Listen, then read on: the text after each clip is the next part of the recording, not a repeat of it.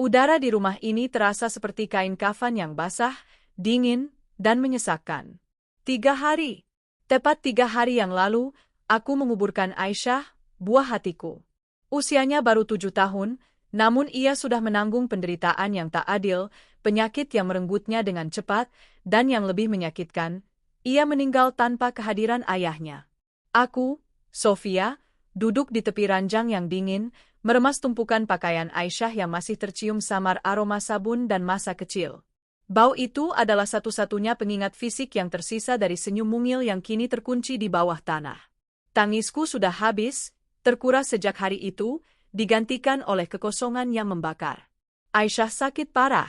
2 minggu di rumah sakit.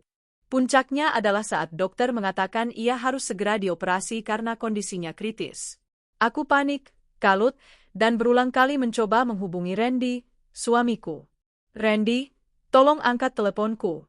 Aisyah harus operasi malam ini, pesanku bergetar. Tak ada jawaban. Panggilan teleponku selalu terputus, atau lebih sering, langsung dialihkan.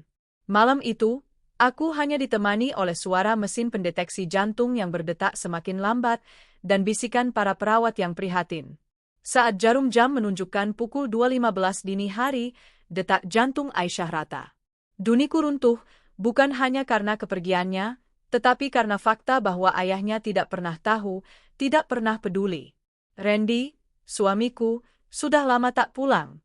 Bukan karena pekerjaan, melainkan karena wanita itu, si pelakor, Maya. Sejak 6 bulan terakhir, Randy hidup di dunia lain. Dunia yang diciptakan oleh Maya, wanita yang sejak awal kuendus hanya mengincar kekayaan suamiku. Semua pengeluaran keluarga kami dipangkas habis. Uang bulanan, biaya sekolah Aisyah, bahkan biaya listrik sering tersendat. Sementara itu, Randy selalu tampil rapi, dengan pakaian baru, dan senyum lebar yang tak pernah ia tunjukkan lagi padaku atau Aisyah. Dia tidak bisa pulang. Anaknya sedang sakit, bisik Maya pada suatu malam ketika aku berhasil menghubungi Randy di rumah pelakor itu. Hanya bisikan itu yang kudengar sebelum telepon ditutup paksa. Ternyata, dia menghalangi kepulangan Randy bahkan untuk melihat anak kandungnya sendiri.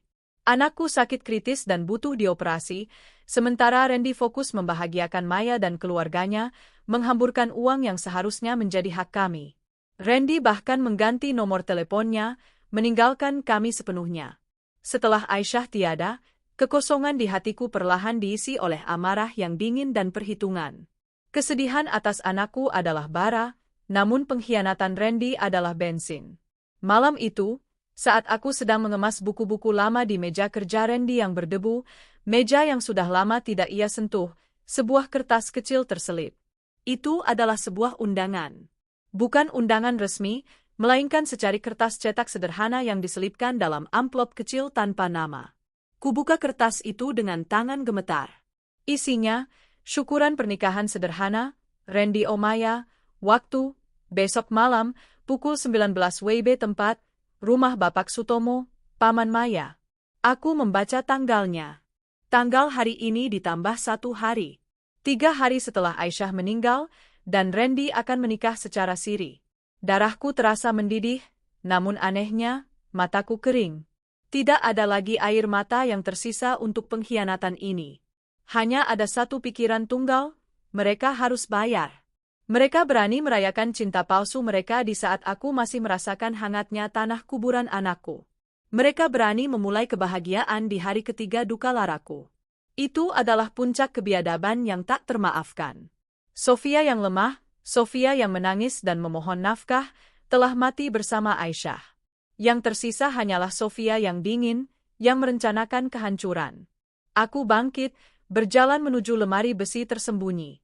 Di dalamnya terdapat buku tabungan dan beberapa amplop tebal berisi uang tunai. Ini adalah uang pribadiku, hasil dari kerja kerasku sebelum menikah yang tidak pernah Randy sentuh. Ia selalu menganggap itu adalah uang, jaga-jaga, untuk masa depan Aisyah. Masa depan Aisyah sudah berakhir. Sekarang, uang ini akan digunakan untuk menghargai pernikahan siri suamiku. Aku mengambil tumpukan uang tunai di amplop yang berbeda, menghitungnya 2 kali. Totalnya 20 juta rupiah, 20 juta rupiah, dalam pecahan 100 ribuan.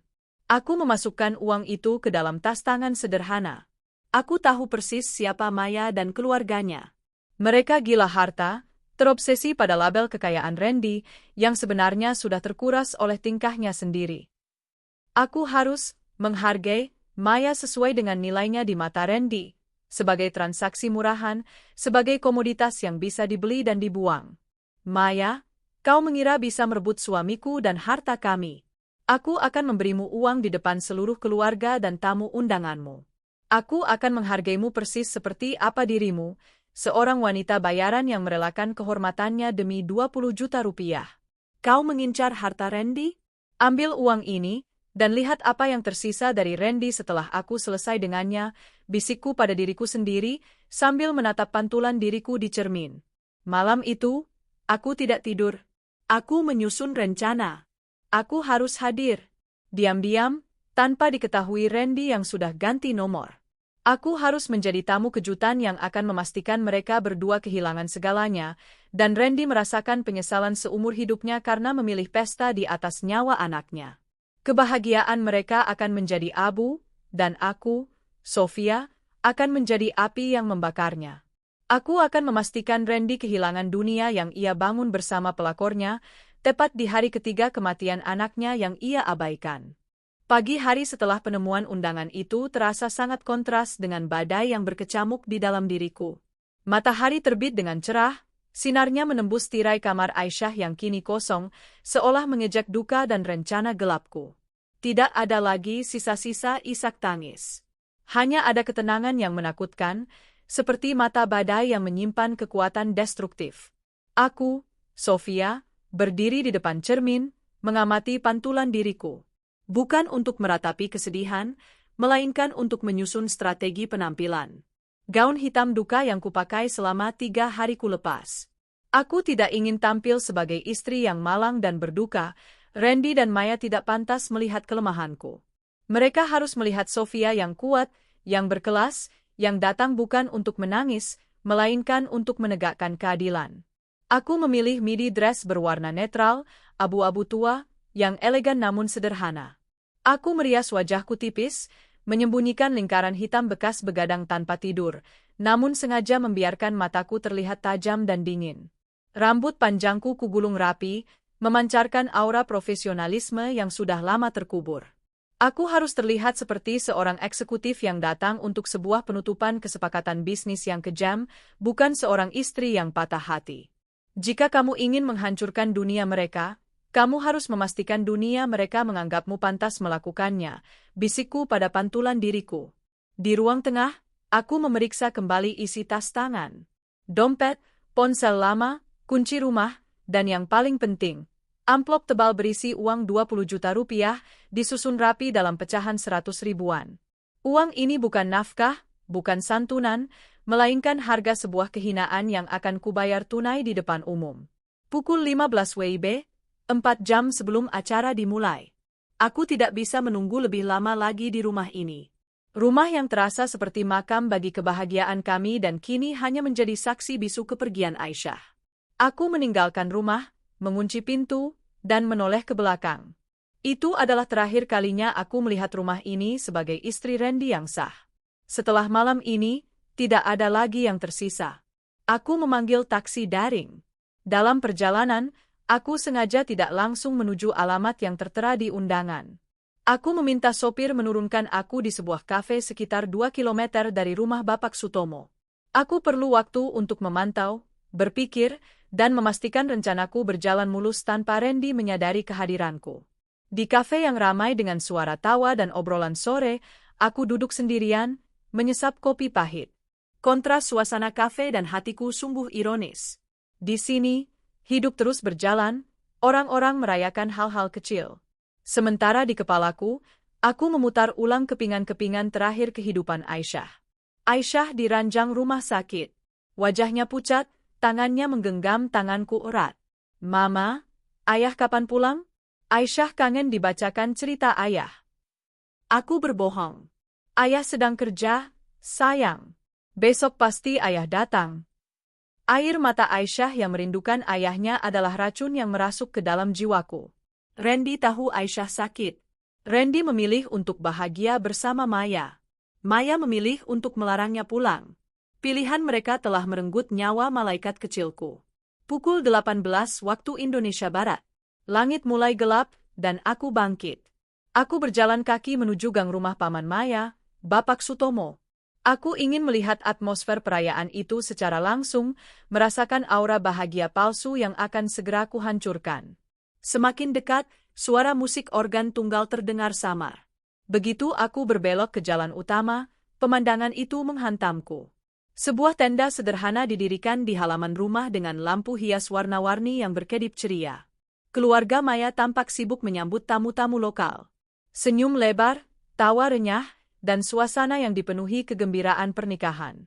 Syukuran pernikahan sederhana, bunyi undangan itu.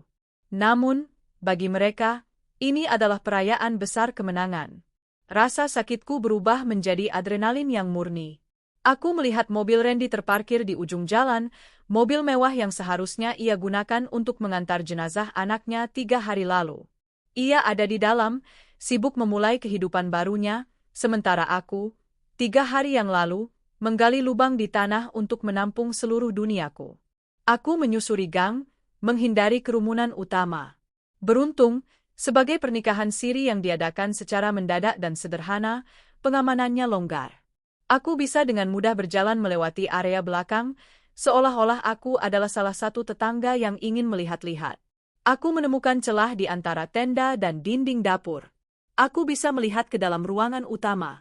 Suasana di dalam lebih intim, dan di sana, di pelaminan sederhana yang dihiasi bunga plastik murahan, Randy dan Maya duduk berdampingan. Randy tampak bahagia. Ia mengenakan baju koko putih bersih, tersenyum bangga, sesekali membelai tangan Maya yang mengenakan gaun pengantin sederhana berwarna krem. Maya, dengan riasan yang terlalu tebal dan senyum yang terlalu lebar, tampak bersinar karena menang. Dia terlihat seperti seorang pemenang yang berhasil menaklukkan piala. Melihat Randy begitu riang gembira, seolah 3 hari yang lalu tidak ada peristiwa besar yang mengubah hidupnya, dan memang tidak ada, karena ia tidak tahu tentang kematian Aisyah, membuatku sadar betapa dangkal dan egoisnya dia. Anak kandungnya sendiri tidak sepenting senyuman palsu Maya di pelaminan. Jantungku berdebar kencang, bukan karena takut, melainkan karena antisipasi. Waktunya sudah tiba. Aku berjalan perlahan, membenarkan letak tas tanganku. Aku memutuskan untuk masuk melalui pintu depan, layaknya tamu undangan biasa, seolah aku memang punya hak untuk ada di sana, dan aku memang punya hak yang paling besar. Langkahku mantap.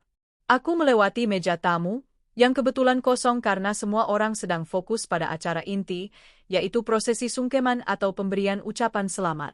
Maya, matanya berbinar melihat kotak kado dan amplop. Randy, menyambut tamu dengan senyum sopan. Tidak ada yang mengenaliku di keramaian keluarga Maya ini. Aku adalah orang asing, hantu dari masa lalu Randy. Aku berjalan menuju barisan antrean. Tamu di depanku memberikan amplop putih kepada Maya dan kemudian memeluk Randy. Sekarang, giliranku. Aku berhenti tepat di depan pelaminan. Randy mendongak, bersiap tersenyum. Senyumnya membeku, perlahan berubah menjadi ekspresi kaget, dan kemudian horor yang dingin. Matanya melebar, pupilnya gemetar. Ia melihat hantu dari neraka. Sofia? Kakau, bagaimana kau bisa tahu? Bisiknya, suaranya tercekat. Maya, yang sebelumnya tersenyum manis, memalingkan wajahnya ke arahku. Senyum itu langsung lenyap, digantikan oleh kekesalan. Aku tidak menjawab Randy. Mataku hanya tertuju pada Maya. Aku mengeluarkan amplop uang dari tas tanganku. Amplop itu tebal, terlihat jelas isinya adalah uang tunai dalam jumlah besar. Seluruh ruangan hening. Tamu-tamu terdekat mulai berhenti bersalaman, fokus pada ketegangan antara kami bertiga. Inilah panggungku. Inilah saatnya kehancuran dimulai. Aku akan membuka kotak Pandora yang akan membuat Randy kehilangan dunianya dan Maya mendapatkan harga yang pantas. Aku mengangkat tanganku yang memegang amplop, bersiap untuk lemparan yang akan mengguncang malam pernikahan mereka. Keheningan yang mencekam itu berlangsung selama beberapa detik yang terasa seperti keabadian. Di atas panggung pelaminan sederhana, cahaya lampu hias yang berkelip-kelip tidak mampu menyembunyikan keterkejutan, ketakutan, dan aura kemarahan yang menyelimuti Randy dan Maya. Randy masih terpaku, menatapku seolah aku adalah fata morgana yang dihidupkan oleh rasa bersalahnya. Mulutnya sedikit terbuka, dan ia hanya bisa menggumamkan namaku, Sophia. Di sisi lain, Maya, si pengantin baru yang seharusnya bahagia, beringsut sedikit maju dengan wajah masam. Keinginannya yang besar terhadap harta membuat matanya langsung tertuju pada amplop tebal yang kupegang. "Siapa kau?" "Ini acara syukuran keluarga kami," ujar Maya dengan nada tajam, berusaha mempertahankan kendali, namun tangannya sedikit gemetar. Ia pasti mengira aku adalah istri sah yang datang untuk memohon. Aku tersenyum. Senyum yang tidak mencapai mata, senyum yang terasa pahit dan mematikan. Aku adalah istri sah dari pria yang kau nikahi secara siri ini, jawabku, suaraku rendah dan jelas, namun memiliki resonansi yang mampu memecah keheningan di ruangan itu. Semua mata tamu undangan, terutama keluarga inti Maya, langsung terbelalak. Bisik-bisik mulai menyebar seperti wabah. Randy akhirnya menemukan suaranya, meskipun terdengar seperti desisan ketakutan. "Sophia, jangan buat keributan. Kita bisa bicarakan ini baik-baik nanti. Pergilah sekarang, demi kebaikanmu." Aku mengabaikannya sepenuhnya. Pandanganku terkunci pada Maya. Aku mengangkat amplop uang itu tinggi-tinggi, memperlihatkan ketebalannya. "Dan kau, Maya?" kataku, nada bicaraku berubah menjadi menghina, seorang wanita yang merelakan kehormatannya dan menukar moralnya demi tumpukan kertas ini. Mata Maya berkilat marah, tetapi di sudut matanya, ada sedikit keserakahan yang tidak bisa ia sembunyikan. Dia membenci kehadiranku, tetapi sangat menginginkan isi amplop itu. "Tutup mulutmu. Randy sudah menceraikanmu secara batin," serunya, membela diri dengan kebohongan yang rapuh. "Menceraikan? Oh, aku tidak datang untuk menggugat cerai. Aku datang untuk memberikan hadiah pernikahan," ujarku dengan tawa dingin yang membuat bulu kuduk merinding. Aku merogoh amplop itu, mengeluarkan setumpuk uang tunai Rp100.000 yang kupegang dengan 2 jari. Jumlahnya jelas tidak sedikit. Para tamu, termasuk Bapak Sutomo dan Ibu Maya, yang berada di dekat pelaminan, mulai berdesakan ingin tahu. "Kalian mengira pernikahan siri ini adalah kemenangan? Kalian mengira kalian telah menguasai Randy dan hartanya?" tanyaku pada Maya dan keluarganya yang kini mulai mendekat. "Ambil ini, Maya," kataku, suaraku mengeras, penuh penghinaan. "Ini adalah harga dirimu. Harga yang pantas untuk seorang pelakor yang gila harta, yang sejak awal hanya mengincar sisa-sisa dompet suamiku." Tanpa ragu, tanpa jeda, aku melemparkan uang sebesar Rp20 juta. Rp20 juta, itu tepat ke wajah Maya. Lemparan itu keras dan menghina. Uang kertas merah itu terbang, menghantam riasan tebal Maya, dan kemudian menyebar, jatuh berserakan di atas karpet pelaminan, di antara kelopak bunga plastik, dan di kaki Randy. Suara jatuhnya uang itu, bukannya suara tepuk tangan atau janji suci, adalah simfoni kehancuran yang ku kehendaki. Para tamu terperangah. Ibu Maya berteriak kaget, "Astaga! Uang apa itu?" Maya berdiri, wajahnya pucat karena penghinaan, namun tangannya tanpa sadar berusaha meraih beberapa lembar uang yang jatuh di pangkuannya. Reaksi alami itu menunjukkan siapa dia sebenarnya, seorang wanita yang lebih peduli pada uang yang dilemparkan daripada pada harga diri yang diinjak-injak. "Maya, kau mengira kau akan mendapat rumah, mobil, dan kekayaan dari Randy? Tidak. Kau hanya pantas mendapatkan uang tunai ini, tunai dan kotor, sebagai bayaran atas waktu yang kau curi," sindirku pedas. Randy akhirnya tersentak dari keterkejutannya. Ia meraih tanganku, "Sophia, hentikan kegilaan ini. Kau mempermalukan kami." Aku menarik tanganku dengan kasar. Mataku yang dingin menatap Randy lurus-lurus. Di mataku, ia bukan lagi suamiku, melainkan seorang pengkhianat menjijikkan. "Mempermalukan? Randy, kau sudah mempermalukan aku dan anakmu jauh lebih parah daripada yang bisa kulakukan malam ini," kataku, volume suaraku naik, memastikan setiap orang di tenda itu mendengarnya. "Anak kita? Kenapa kau bicara tentang Aisyah sekarang?" Randy mencoba menguasai situasi, mencoba menenangkan para tamu dengan senyum paksa. Aku mendekatkan wajahku ke wajah Randy, senyumku menghilang total, digantikan oleh tatapan penuh duka dan dendam. Aisyah, ulangku, menekankan nama putri kami. Kau berani menyebut namanya. Saat itulah, aku meluncurkan bom yang menghancurkan semua kegembiraan palsu mereka.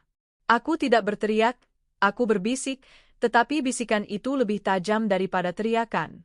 3 hari yang lalu, Randy. Tepat 3 hari yang lalu, putri kecilmu, Aisyah, meninggal dunia. Dia meninggal di meja operasi, setelah 2 minggu berjuang melawan sakit parahnya, tanpa pernah sekalipun melihat ayahnya datang. Ruangan yang tadinya hening karena uang yang berserakan, kini menjadi hening total karena kengerian yang mendadak. Udara terasa tipis, dan bisikan itu menghantam Randy seperti palu godam. Randy terhuyung. Wajahnya yang sebelumnya putih pucat, kini menjadi abu-abu. Ia menggelengkan kepala, seolah menolak untuk memproses kata-kataku. Tidak mungkin. Aisyah sakit flu biasa? Kau bohong, Sofia. Kau hanya ingin merusak pernikahanku, teriak Randy, mencari alasan yang paling tidak masuk akal. Flu biasa? Aku tertawa, tawa yang kejam dan menyedihkan. Aku mengeluarkan ponsel lama dari tas, membuka galeri, dan menunjukkan 2 foto. Foto Aisyah di ranjang rumah sakit dengan selang infus, dan foto batu nisan yang masih baru dengan nama lengkap Aisyah. Ini putrimu, Randy, yang kau abaikan. Yang kau tinggalkan di saat dia kritis dan butuh operasi mendesak. Aku mencoba menghubungimu. Aku mengirim pesan. Tapi kau sibuk mengganti nomor teleponmu, sibuk membahagiakan Maya dan keluarganya, sibuk merencanakan pesta pernikahan siri ini. Dia meninggal sendiri, Randy. Dia hanya memanggil nama ayahnya di detik-detik terakhirnya, dan kau di sini, mengenakan baju terbaikmu, bersenang-senang di hari ketiga pemakamannya. Randy roboh. Ia tidak jatuh sepenuhnya, melainkan melorot di kursi pelaminan, mencengkeram kepalanya, matanya dipenuhi ketidakpercayaan dan kengerian yang perlahan berubah menjadi penyesalan akut. Aisyah, Aisyahku, desisnya. Maya, yang sebelumnya berjongkok memungut uang, kini berdiri. Dia menyadari situasi telah berubah drastis. Ini bukan lagi tentang uang 20 juta rupiah, ini tentang reputasi dan kehancuran Randy. Dia berbohong, Randy. Dia cemburu. Jangan dengarkan dia. Maya berteriak, mencoba menenangkan calon suaminya. Aku menoleh ke keluarga Maya. Bapak Sutomo dan Ibu Maya tampak terkejut, panik, dan malu. Mereka baru menyadari Randy adalah suami orang, dan lebih buruk, seorang ayah yang berkhianat di hari kematian anaknya. Kalian, keluarga yang terhormat, kataku, melipat tangan di dada. Kalian menyambut Randy dan hartanya. Sekarang, Randy kehilangan anak kandungnya karena dia memilih wanita kalian. Dia kehilangan hati nuraninya, dan malam ini, dia kehilangan segalanya. Uang 20 juta rupiah itu adalah harga yang kubayar untuk memastikan Maya mendapatkan apa yang dia inginkan, uang. Sekarang, aku pergi. Dan Randy, kataku, menatapnya untuk terakhir kalinya, aku pastikan kau akan menyesali pernikahan ini, dan setiap detik yang kau habiskan di sini saat Aisyah membutuhkanku, seumur hidupmu. Aku berbalik, tanpa menoleh lagi. Di belakangku, Randy mulai menangis meraung, tangisan penyesalan yang terlambat. Tamu-tamu mulai berbisik, lalu berteriak-teriak meminta penjelasan. Beberapa wanita mulai menarik-narik Maya, menanyainya apakah dia tahu Randy masih memiliki anak kecil yang sakit. Suara terakhir yang kudengar saat kakiku melangkah keluar dari tenda adalah suara kursi yang terjatuh dan teriakan Randy, yang mungkin baru menyadari bahwa ia baru saja menukar seluruh dunianya, istri sah, anak kandung, dan reputasinya, dengan sehelai surat nikah siri dan seorang wanita matre. Aku berjalan menjauh, meninggalkan kekacauan, meninggalkan pesta yang berubah menjadi medan perang emosional. Kegembiraan telah mati. Dan aku, Sofia, telah berhasil memulai kehancuran yang tak terhindarkan. Malam itu, di hari ketiga kematian Aisyah, aku tidak merasakan lega. Aku hanya merasakan kekosongan yang membeku, namun juga kepuasan dingin karena Randy akhirnya mulai merasakan sakit yang sebanding dengan duka yang kualami. Ini baru permulaan. Penghancuran dunia Randy baru saja dimulai. Langkah kakiku di aspal yang lembab terasa sunyi, namun di dalam kepalaku, suara Randy yang meraung-raung bercampur dengan gemerincing uang 20 juta rupiah yang kubuang masih berdengung nyaring. Aku tidak menoleh ke belakang. Aku tidak perlu melihat kehancuran itu. Aku sudah merasakannya. Saat aku menjauh dari tenda yang kini dipenuhi jeritan histeris dan kekacauan, aku merasakan sesuatu yang aneh, bukan kelegaan, melainkan kekosongan yang lebih besar. Energi dendam yang membakar habis dalam konfrontasi tadi meninggalkan ruang hampa. Aku telah menembakkan peluru pertama, peluru kebenaran yang menghantam Randy tepat di dada. Dia memang syok, dia memang menyesal, tapi itu belum cukup. Penyesalan seumur hidup memerlukan konsekuensi yang permanen. Aku tidak kembali ke rumah. Rumah itu terlalu penuh dengan hantu Aisyah yang merindukan ayahnya dan bau pengkhianatan Randy. Aku memutuskan untuk menginap di apartemen sahabat lamaku, Dewi, yang selama ini menjadi satu-satunya pendengar setia dari penderitaanku. Sesampainya di sana, Dewi, yang sudah menunggu dengan wajah cemas, langsung memelukku. "Sofia, kau berhasil." Aku melihat beritanya menyebar di grup WhatsApp lokal. "Gila, kau benar-benar menghancurkan pesta itu," bisik Dewi, mencium pipiku. Aku melepaskan pelukan itu, senyum tipis terukir di bibirku. "Itu baru pemanasan, Wai. Pesta itu hanya tempat umum untuk menelanjangi aibnya. Perang sesungguhnya baru dimulai di meja hijau. Aku tidak punya waktu untuk berduka lebih lama. Duka atas Aisyah sudah menjadi senjata, dan aku harus mengasahnya." Dewi membuka ponselnya, menunjukkan kepadaku rentetan pesan di grup-grup tetangga dan kenalan mereka. Kabar pernikahan siri yang berakhir tragis itu menyebar secepat kilat. Ada yang mengecam Randy, ada yang memuji keberanianku, tetapi semua sepakat pada satu hal. Randy adalah ayah biadab yang memilih selingkuhan saat anaknya sekarat. Dari seorang kerabat yang hadir, Dewi mendapat informasi detail tentang kekacauan pasca kepergianku. Randy benar-benar lumpuh oleh kesedihan dan penyesalan. Ia tak hanya menangis, ia meraung histeris, menyalahkan dirinya sendiri dan juga Maya. Kau yang melarangku mengganti nomor. Kau bilang dia hanya flu. Kau yang membuatku kehilangan Aisyah." Randy menjerit pada Maya, menarik rambutnya sendiri.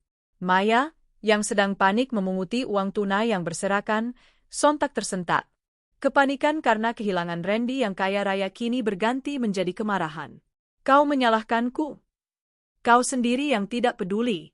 Kau mabuk karena rayuanku, dan kau yang mengabaikan panggilan istrimu. Sekarang, apa yang akan kau lakukan? Kita sudah menikah siri. Reputasiku hancur di depan keluargaku." Maya membalas, air mata buayanya mengalir. Bapak Sutomo, paman Maya, yang selama ini menyambut Randy dengan tangan terbuka karena janji-janji kekayaan, kini menarik kerah baju Randy.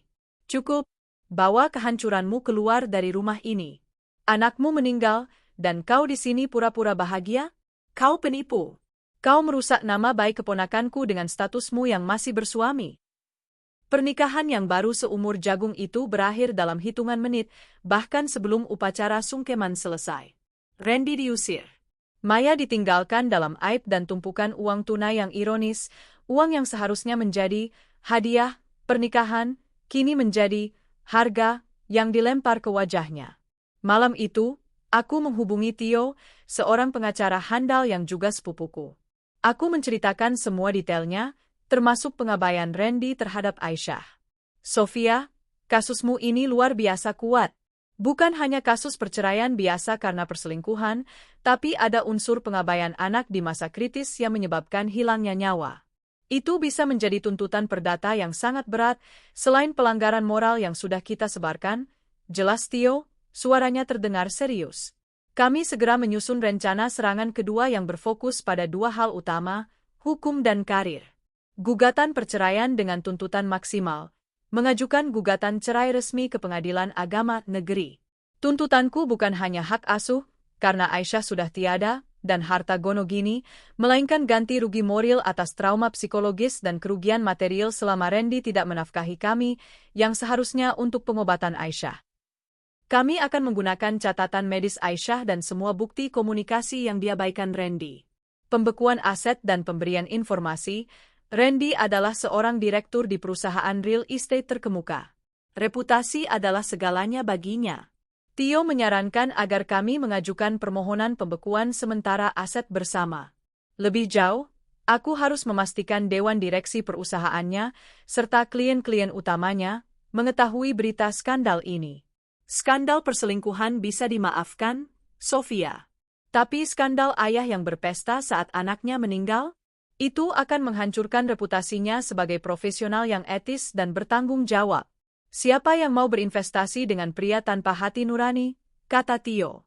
Pukul 9 pagi keesokan harinya, aku dan Tio sudah berada di kantor pengadilan. Surat gugatan cerai dan permohonan pembekuan aset telah diajukan. Semua bukti dikumpulkan, kwitansi biaya rumah sakit yang kurasa sendirian, foto-foto Aisyah yang kritis, dan yang paling mematikan, saksi dari perawat di rumah sakit yang mengingat betapa seringnya aku mencoba menghubungi Randy. Setelah urusan pengadilan selesai, aku mengalihkan fokus ke perusahaan Randy.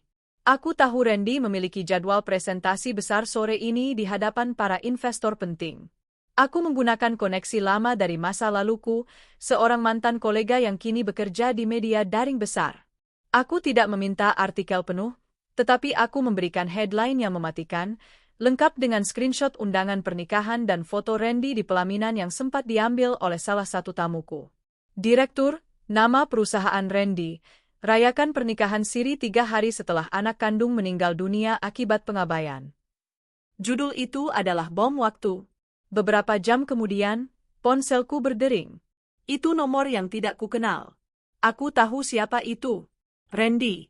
Aku membiarkannya berdering, menikmati setiap getarannya. Aku tahu dia sedang panik. Dia pasti sudah kembali ke rumah kami, menemukan rumah kosong, dan kini berita skandalnya sudah mulai menyebar ke kantor. Dunia yang ia banggakan, kekayaan dan reputasinya, kini mulai retak. Dia mengirim pesan singkat ke nomor lamaku. Sofia, angkat teleponku. Demi Tuhan, jelaskan. Aku ingin melihat Aisyah. Aku tidak tahu. Aku sedang dalam perjalanan ke rumah, jangan tinggalkan aku. Aku tersenyum dingin. Terlambat, Randy. Kau kehilangan Aisyah karena kau memilih ganti nomor, dan kau kehilangan aku karena kau memilih menikah siri di hari ketiga duka kami. Aku membalasnya dengan satu pesan terakhir yang kuberi padanya sebelum memblokir semua aksesnya. Aisyah sudah dimakamkan di TPU, sebutkan nama TPU. Urus saja istrimu yang baru. Aku sekarang fokus mengurus perceraian kita. Dan ya, aku harap kau siap kehilangan duniamu. Saat itu, pintu rumah Dewi diketuk dengan kasar. Dewi mengintip dari lubang kunci, matanya melebar. Sofia, itu Randy. Dia ada di depan, wajahnya hancur total. Dia menangis dan berteriak memanggil namamu. Bisik Dewi. Aku hanya menarik napas. Penyesalan seumur hidup sudah mulai dipanen Randy. Tapi aku tidak akan membiarkannya mengusik ketenangan dan fokusku. Aku mematikan ponselku, bersiap untuk menghadapi badai hukum yang akan datang. Aku harus kuat, demi Aisyah. Dan demi memastikan Randy benar-benar kehilangan segalanya. Aku tahu, ini adalah masa paling sulit dalam hidupku, tetapi juga masa paling kuat. Aku adalah badai yang akan menghapus Randy dari sejarah hidupku. Randy berdiri di depan pintu rumahnya yang sepi, di bawah terik matahari pagi yang terasa menghanguskan. Malam sebelumnya, ia hanya bisa meraung di luar apartemen Dewi sebelum diusir paksa oleh petugas keamanan kompleks. Tubuhnya lepek, matanya bengkak, dan penyesalan yang ia rasakan kini lebih tajam daripada pecahan kaca. Ia kehilangan Aisyah. Kenyataan itu menghantamnya lagi dan lagi. Putrinya, yang ia yakini hanya sakit flu ringan, kini telah tiada. Ia mencoba mengingat pesan terakhir Sofia, panggilan terakhirnya, tetapi otak Randy yang diselimuti kabut egoisme dan rayuan maya tidak bisa menemukan apapun kecuali kehampaan. Dia membuka pintu rumah dengan kunci yang terasa asing di tangannya. Aroma rumah kami, yang seharusnya hangat dan akrab, kini berbau debu dan duka yang ditinggalkan. Kamar Aisyah kosong. Mainannya diam. Randy jatuh berlutut di tengah kamar putrinya, mencium boneka beruang lusuh milik Aisyah. Tangisnya pecah, lebih dalam dan putus asa daripada tangisan di pelaminan Maya. Maafkan ayah, nak. Ayah tidak tahu, ayah benar-benar tidak tahu. Isaknya, namun kata-kata itu hanya bergema sia-sia di ruangan kosong. Di saat Randy bergumul dengan duka dan penyesalannya, teleponnya berdering tanpa henti. Itu adalah sekretarisnya, Eka, yang terdengar panik. Pak Randy, Anda di mana? Anda harus segera ke kantor. Dewan Direksi memanggil rapat darurat. Berita itu sudah menyebar ke semua grup investor. Randy, direktur di sebuah perusahaan real estate bergengsi, seketika tersentak. Skandal pribadi bisa ditoleransi, tetapi skandal moral yang melibatkan pengabaian anak dan pernikahan siri di hari duka adalah racun mematikan di dunia bisnis yang menjunjung citra. Ia memaksa dirinya ke kantor. Begitu masuk, ia disambut oleh tatapan-tatapan sinis dan berbisik. Tatapan-tatapan yang sebelumnya memuja kekuasaannya, kini penuh penghakiman. Randy berjalan lunglai ke ruang rapat dewan. Di sana, wajah-wajah para pemegang saham utama tampak tegang dan marah. Di meja tengah, tergeletak sebuah tablet yang menampilkan headline berita online yang kuberikan. Direktur, nama perusahaan Randy, rayakan pernikahan siri 3 hari setelah anak kandung meninggal dunia akibat pengabaian. Bapak Wijaya, CEO perusahaan, membanting tablet itu ke meja. Randy, jelaskan, apa-apaan ini? Kita akan menghadapi tender besar minggu depan dengan investor Jepang, dan citra perusahaan kita kini ternoda oleh skandal pribadi yang memuakkan ini.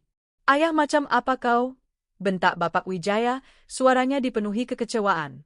Randy mencoba membela diri. Pak, ini salah paham. Saya tidak tahu anak saya meninggal. Saya tidak dihubungi. Saya? Tidak dihubungi? Kau mengganti nomor teleponmu, Randy. Kau mengabaikan istrimu yang sedang berjuang sendirian di rumah sakit. Kami tahu Sofia sudah menjadi tulang punggung keluargamu selama kau sibuk dengan wanita lain. Seorang profesional yang tidak bertanggung jawab pada keluarganya tidak akan pernah bisa bertanggung jawab pada miliaran dana investor. Potong seorang direktur lain dengan dingin. Keputusan itu dijatuhkan dengan cepat dan tanpa ampun. Randy dibebas tugaskan sementara, suspended, dari jabatannya sebagai direktur, terhitung sejak hari itu, dengan alasan merusak reputasi dan integritas perusahaan. Gaji dan fasilitasnya dibekukan hingga penyelidikan internal selesai. Randy berjalan keluar dari gedung kantor, bukan lagi sebagai direktur terpandang dengan mobil mewah, melainkan sebagai pria yang baru saja kehilangan segalanya.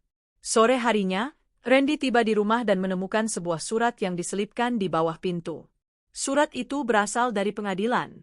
Ia membukanya dengan tangan gemetar. Isinya adalah surat panggilan sidang gugatan cerai dari Sofia yang diwakili oleh pengacara Tio. Poin-poin gugatan itu dibaca Randy dengan mata berkaca-kaca, setiap kata adalah pukulan telak yang membuat lututnya lemas. Gugatan cerai mutlak karena perselingkuhan dan pernikahan siri. Tuntutan harta gonogini yang maksimal, termasuk rumah, mobil, dan sebagian besar rekening bisnis bersama. Tuntutan ganti rugi moral, kompensasi kerugian psikologis yang sangat besar akibat pengabaian dan trauma atas kematian Aisyah yang harus dihadapi Sofia sendirian. Permohonan pembekuan sementara aset untuk mencegah Randy mengalihkan kekayaan. Randy menyadari betapa bodohnya dia. Ia kira Sofia akan menangis dan memohon, menunggunya kembali. Ia salah. Sofia telah berubah menjadi musuh yang cerdas dan terorganisir. Randy mencoba menghubungi nomor Sofia, tetapi nomornya diblokir. Ia menghubungi nomor Dewi, dan Dewi hanya menjawab singkat, urus saja di pengadilan, Randy. Jangan ganggu Sofia lagi. Saat Randy duduk lemas di sofa ruang tamu, pintu rumah diketuk lagi. Bukan Sofia, melainkan Maya, si pengantin siri yang baru berumur 1 malam. Maya masuk dengan wajah cemberut, menenteng tas mewah tiruan dan mengenakan pakaian yang sama dengan saat dia diusir semalam. Ia tidak terlihat sedih, hanya kesal. Randy, akhirnya aku menemukanmu. Kenapa ponselmu tidak aktif? Maya berteriak tanpa basa-basi. Randy menatapnya dengan pandangan kosong. Kau datang untuk berduka? Anakku meninggal, Maya. Duka? Randy, kita tidak punya waktu untuk itu. Aku diusir dari rumah pamanku. Reputasiku hancur. Ibuku histeris. Kau harus tanggung jawab. Mana uangnya? Mana kunci mobil yang kau janjikan padaku? Tuntut Maya, tanpa sedikit pun empati. Uang? Kau sudah mendapatkan 20 juta rupiah yang dilemparkan Sofia ke wajahmu. Ambil itu. Randy membalas, rasa jijiknya pada Maya mencapai puncak. Maya mendengus. 20 juta itu tidak seberapa. Kau direktur kaya.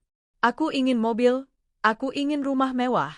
Kau berjanji akan menceraikan wanita gila itu dan memberiku segalanya. Sekarang, aku mendengar kau dipecat? Apa maksudnya ini? Saat itu, Randy melihat Maya dengan jelas untuk pertama kalinya. Ia melihat wajah gila harta yang disoroti oleh kebencian. Wanita ini bukan cinta sejatinya, dia adalah jebakan, katalis kehancuran. Randy sadar, ia telah menukar istri setia dan anak yang penuh kasih dengan wanita murahan yang hanya menginginkan uangnya. Aku dibebas tugaskan, Maya. Asetku dibekukan. Dan aku kehilangan putriku karena kau melarangku pulang. Kau tidak akan mendapatkan apa-apa dariku. Pernikahan siri kita? Anggap saja itu sudah berakhir sejak kau diusir dari rumah pamanmu, kata Randy dengan suara serak. Maya terkejut. Apa?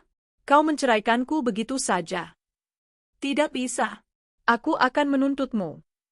Tuntut saja? Kau sudah mendapatkan bayaran tunaimu. Pergilah dari rumahku, Maya. Kau sudah mendapatkan harga yang pantas, dan aku sudah kehilangan segalanya karenamu. Usir Randy, tanpa ampun. Maya menjerit, marah karena rencananya gagal total.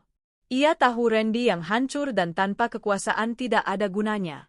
Ia pergi, membanting pintu, mengakhiri pernikahan mereka yang bahkan tidak bertahan 24 jam. Di sisi lain, di apartemen Dewi, Sofia justru semakin tenang. Ia telah membaca berita kehancuran Randy dan menerima konfirmasi dari Tio mengenai Maya yang dituntut Randy untuk pergi.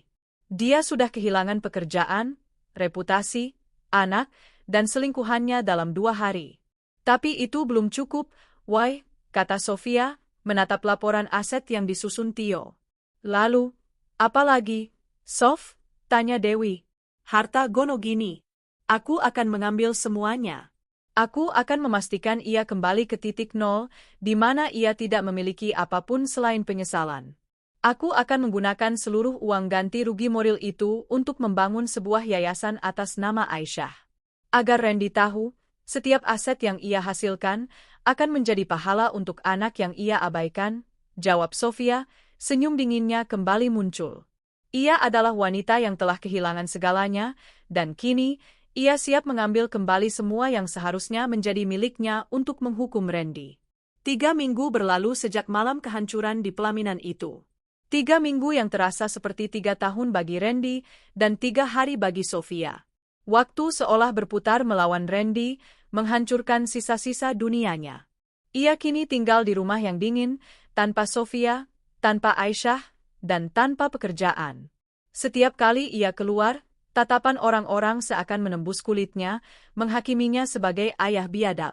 Jabatannya sebagai direktur resmi dicopot setelah Dewan Direksi menyimpulkan bahwa skandal yang melanda Randy telah menyebabkan kerugian finansial yang tidak sedikit dan merusak citra perusahaan secara permanen. Ia kehilangan gaji, kehilangan fasilitas, dan yang terburuk, kehilangan rasa hormat dari rekan-rekan bisnisnya. Sementara itu, Sofia, didampingi pengacara Tio, melangkah ke ruang sidang dengan langkah yang mantap. Ia tidak datang mengenakan pakaian duka, melainkan setelan bisnis hitam yang elegan. Ia datang sebagai seorang istri yang menuntut keadilan, sebagai seorang ibu yang membalaskan dendam putrinya. Pertemuan di ruang sidang. Sidang pertama yang menentukan itu dipenuhi oleh beberapa jurnalis dan kerabat dekat, terutama dari pihak Maya, yang datang untuk mencari pembenaran atas perpisahan kilat mereka. Randy masuk melalui pintu samping, wajahnya kuyu, matanya cekung, dan ia mengenakan setelan yang terlihat kebesaran dan kusut. Ia tidak ditemani siapapun. Pengacara yang ia sewa, seorang pengacara biasa dengan rekam jejak biasa, tampak cemas dan gugup. Randy bahkan kesulitan membayar biaya pengacara tersebut karena asetnya masih dibekukan. Ketika Randy melihat Sofia duduk di seberang, ia merasakan sengatan penyesalan yang mendalam. Ia ingin berlutut, memohon maaf, dan menjelaskan bahwa ia benar-benar tidak tahu tentang Aisyah. Namun, tatapan Sofia yang sedingin es menyiratkan bahwa waktu untuk penjelasan sudah habis.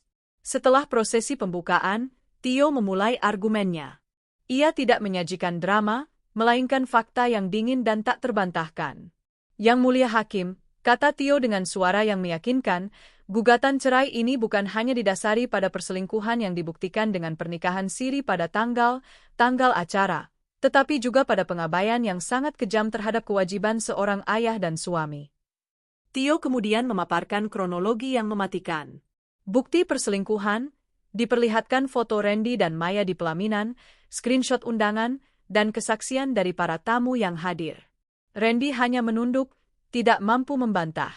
Bukti pengabaian nafkah, ditunjukkan laporan keuangan yang membuktikan Randy hampir tidak mengirimkan nafkah selama 6 bulan terakhir, padahal Randy memiliki gaji sebagai direktur. Klimaks, pengabaian anak di masa kritis, Tio mengangkat berkas rekam medis Aisyah. Putri dari klien kami dan tergugat, Aisyah, meninggal dunia pada tanggal kematian, tepat 3 hari sebelum tergugat merayakan pernikahan sirinya. Kami menyajikan catatan rumah sakit, kwitansi pembayaran operasi darurat yang seluruhnya ditanggung klien kami, dan yang paling memberatkan, riwayat panggilan telepon dari Sofia kepada Randy. Tio meminta izin untuk memutar rekaman suara panggilan terakhir Sofia ke Randy sebelum Randy ganti nomor, yang berisi permohonan putus asa agar Randy datang. Suara Sofia di rekaman itu lirih dan penuh kepedihan. Randy, tolong. Aisyah harus segera operasi. Dia butuh tanda tanganmu. Demi Tuhan, datanglah. Rekaman itu dilanjutkan dengan suara Randy yang terdengar menjauh, lalu suara Maya yang sinis. Dia sedang tidur, jangan ganggu, sebelum sambungan terputus. Randy di kursinya seketika menutupi telinganya. Ia menggumamkan kata, tidak, terus-menerus. Ia tidak ingin mendengarnya, tetapi rekaman itu adalah cerminan dosa yang paling ia sesali. Tio kemudian beralih ke poin yang paling krusial, tuntutan ganti rugi moral. Yang mulia, kerugian klien kami bukan hanya material. Kerugian terbesarnya adalah trauma psikologis karena harus menghadapi kematian anak kandungnya sendirian, sementara suaminya memilih untuk bersenang-senang dan mengganti nomor teleponnya agar tidak diganggu. Klien kami harus menanggung semua beban duka, keuangan, dan emosional sendirian, ujar Tio, menatap Randy. Kami menuntut kompensasi ganti rugi moral sebesar Rp/XXXXXXXXX, jumlah miliaran rupiah, yang sebanding dengan penderitaan dan trauma yang dialami klien kami, serta sebanding dengan kekayaan yang diabaikan oleh tergugat. Kami akan memastikan uang ini digunakan untuk tujuan yang mulia, sebagai penebus dosa Randy terhadap putri kandungnya, Aisyah. Randy, yang kini gemetar, akhirnya berbisik pada pengacaranya. Pengacara Randy berdiri, mencoba membela diri dengan argumen yang lemah. Yang mulia, kami memohon keringanan. Tergugat tidak tahu tentang kematian putrinya. Penggantian nomor telepon itu adalah bagian dari transisi pekerjaan. Hakim, seorang wanita parubaya yang tampak tenang namun berwibawa, memotongnya dengan dingin. Pengacara tergugat, ketidaktahuan adalah hasil dari pengabaian yang disengaja. Seorang suami yang mengganti nomor telepon agar tidak dihubungi oleh istrinya yang sedang berjuang di rumah sakit, pada dasarnya sudah menolak tanggung jawabnya. Bukti menunjukkan tergugat telah meninggalkan kewajibannya jauh sebelum kematian almarhumah Aisyah, putus hakim. Setelah mempertimbangkan semua bukti, hakim memberikan putusan sela yang tegas. Perceraian dikabulkan, gugatan cerai mutlak dikabulkan karena terbukti Randy melakukan perselingkuhan dan menikah siri. Aset Gonogini, sebagian besar harta Gonogini, termasuk rumah, mobil, dan sebagian besar rekening tabungan yang masih tersisa, diputuskan akan jatuh ke tangan Sofia sebagai kompensasi atas kerugian material dan hilangnya nafkah selama ini. Pembekuan aset dikuatkan, pembekuan aset tetap dilanjutkan untuk memastikan pembayaran tuntutan ganti rugi moral. Kompensasi moral diterima. Hakim secara prinsip menerima tuntutan kompensasi moral, memerintahkan tim penaksir untuk segera menghitung nilai yang pantas, dengan sinyal bahwa jumlahnya akan sangat besar, mengingat faktor pengabaian anak yang fatal. Palu hakim berdentum. Suara itu adalah bunyi lonceng kematian bagi kehidupan mewah Randy. Randy bangkit dari kursinya, tetapi ia goyah. Ia tidak lagi peduli dengan hartanya yang hilang. Yang ia rasakan hanyalah kehancuran moral yang disorot di depan umum. Ia telah gagal total sebagai suami, dan yang tak termaafkan, sebagai seorang ayah. Di luar ruang sidang, Randy mencoba mendekati Sofia, air mata mengalir deras. Sofia, aku mohon, aku ingin melihat kuburan Aisyah. Aku ingin minta maaf pada putriku. Sofia menatapnya, matanya tanpa emosi. Kau sudah memblokir aksesku, Randy. Sekarang, aku memblokir aksesmu ke kuburan putri kita. Kau punya waktu seumur hidup untuk menyesal. Penyesalanmu, mulai saat ini, harus dibayar mahal. Ia berbalik dan berjalan pergi, didampingi Tio. Sore itu, Sofia pergi ke pemakaman Aisyah. Ia duduk di samping pusara kecil yang masih ditaburi bunga segar. Ia meletakkan selembar surat gugatan yang sudah disahkan pengadilan di atas makam Aisyah. Sayangku, Aisyah, bisik Sofia, mengusap nisan itu. Ayahmu sudah dihukum. Mama mengambil semua yang ia miliki, dan Mama akan memastikan uang itu berguna. Uang ganti rugi moral itu, semua akan Mama gunakan untuk membangun Yayasan Pelita Aisyah. Yayasan untuk membantu anak-anak yang sakit parah, agar tidak ada lagi anak yang meninggal tanpa orang tua di sisinya. Ini adalah janji Sofia. Dengan kehancuran Randy, ia akan membangun warisan cinta yang abadi untuk putrinya. Dan setiap proyek, setiap donasi, setiap berita tentang yayasan itu, akan menjadi pengingat abadi bagi Randy tentang apa yang telah ia buang. Penyesalan seumur hidupnya telah dimulai, ditandai dengan palu hakim yang menghantam, dan sebuah yayasan yang akan bangkit dari abu dukanya. Keputusan pengadilan adalah akhir dari pernikahan, tetapi awal dari pembalasan. 1 bulan setelah palu hakim berdentum, transfer aset gabungan telah selesai. Dengan cekatan, pengacara Tio memastikan setiap sen dari harta Gonogini dan yang lebih penting, jumlah kompensasi ganti rugi moral, masuk ke rekening Sofia. Jumlah akhir kompensasi moral, yang diputuskan hakim berdasarkan bukti trauma dan pengabaian anak yang fatal, adalah 5.500.000.000 rupiah, 5.500.000.000 rupiah. Angka yang fantastis, yang merupakan pukulan telak terakhir bagi Randy. Ditambah dengan aset properti dan likuidasi lainnya, Sofia kini memegang kendali penuh atas kekayaan yang dulunya ia bangun berdua, yang kini menjadi modal untuk penebusan dosa Randy. Kehidupan Randy di titik nol. Randy benar-benar kehilangan segalanya. Rumah mewah mereka kini dikuasai Sofia. Mobil-mobilnya ditarik karena kreditnya tidak mampu ia bayar, ditambah pembekuan rekening. Ia tidak lagi memiliki pekerjaan, dan dengan reputasi sebagai ayah pengabaian yang melekat pada namanya, tidak ada perusahaan terkemuka yang mau merekrutnya. Ia akhirnya terpaksa menyewa kamar kos yang sempit dan pengap di pinggiran kota. Kamar itu hanya berisi kasur tipis, meja reyot, dan bau lembab yang mencekik. Kontras sekali dengan kantor direktur berpendingin udara dan rumah mewah yang ia tinggali selama ini. Setiap pagi, Randy bangun bukan karena dering alarm, melainkan karena rasa lapar dan duka yang tak kunjung hilang. Ia mencoba melamar pekerjaan, tetapi setiap wawancara berakhir dengan tatapan kasihan atau penghinaan. Maaf, Bapak Randy.